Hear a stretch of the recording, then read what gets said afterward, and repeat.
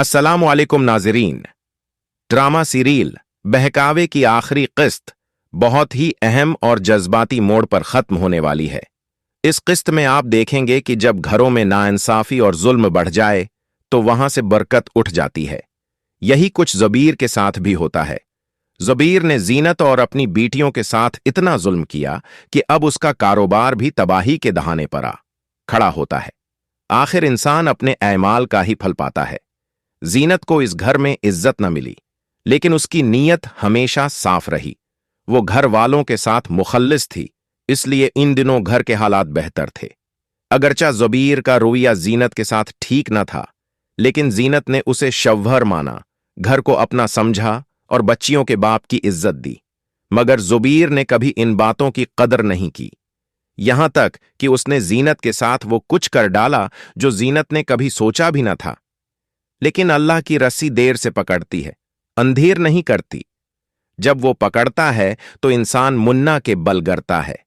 जीनत जब उस घर में थी तो ज़बीर के स्टोर को खूब मुनाफा होता था और वो अपनी मां को बड़ी रकम ला कर देता था। मगर अब ऐसा कुछ नहीं है, क्योंकि जिस घर में चोरी, नाइंसाफी और फरेब हो, वहां से बरकत उठ जाती है। सतारा और जहांगीर उस घर को दोनों हाथों से लौट रहे होते हैं। सिद्रा और मेहताब बेगम उनकी असलियत को जान है, चुकी होती हैं, मगर बेबस होती हैं।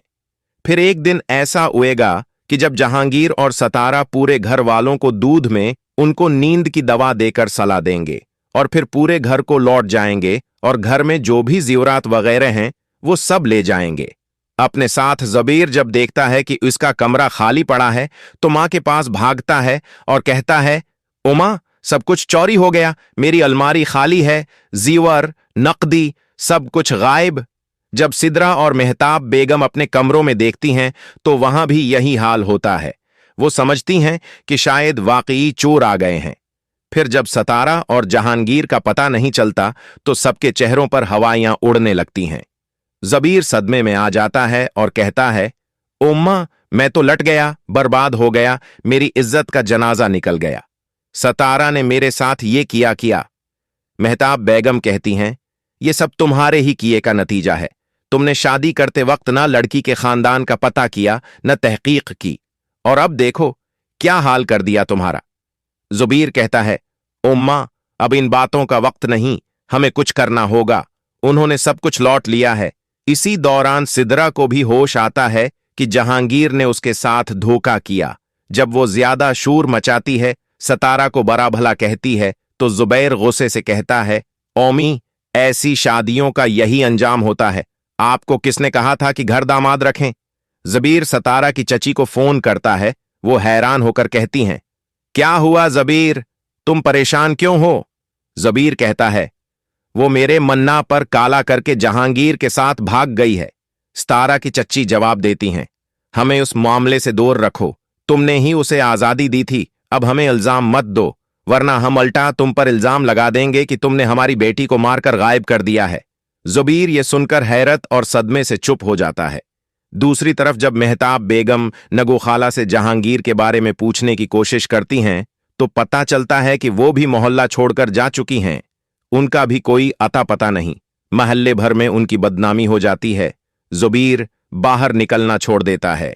मेहताब बेगम इस सदमे में बीमार पड़ जाती हैं। वही सिद्रा, जिसकी खातिर जीनत और उसकी बेटियों पर जुल्म किया गया, वही मां का साथ छोड़ देती है और कहती है, अम्मा, आपने मेरी जिंदगी बर्बाद कर दी। अगर आपने मुझे अच्छे बुरे का फर्क बताया होता है तो शायद आज मेरा घर बसा होता। मेहताब बेगम कहती हैं, अब तुम और ज़बीर सबका इल्जाम मुझ पर डाल रहे हो, हालांकि सब कुछ तुम लोगों ने खुद किया। बीवी को अपने शौहर के बारे में खबरदार होना चाहिए था, लेकिन तुम्हें तो सोने से फुर्सत न थी। मेहताब बेगम ज़बीर से कहती हैं, मुझसे तुम्हारी ये हालत देखी नहीं जाती, जीनत को मनाने की कोशिश करो। ज़बीर जवाब देता है, आम्मी, कोई फायदा नहीं, मैंने बहुत कोशिश की, लेकिन जीनत और बच्चियां अब कहीं गम हो गई हैं, उनका कोई सुराग नहीं। अब ज़बीर को अपनी गलतियों का शिद्दत से एहसास होता है और वो कहता है, ओ मां, आपने जीनत के खिलाफ मेरे दिल में इतना जहर भरा कि मैं अंधा हो गया। अगर आप मुझे बेटा ना होने का तौना न देते तो शायद जीनत और बच्चे आज मेरे साथ होते। मेहताब बेगम रोते हुए कहती हैं, हाँ बेटा, गलती मेरी ही थी। एक माँ घर को जोड़ती है। मैंने ही तुम्हें जीनत से दूर किया। आज हमने जीनत पर किए गए जुल्म का बदला पा लिया। न इज्जत बची, न पैसा। जबीर कहता है, आमी, मैं खुद को कभी माफ नहीं कर पाऊंगा। अगर आपको ये वीडियो पसंद आई हो तो मेरे चैनल को सब्सक्राइब करें, वीडियो को लाइक और शेयर जरूर करें।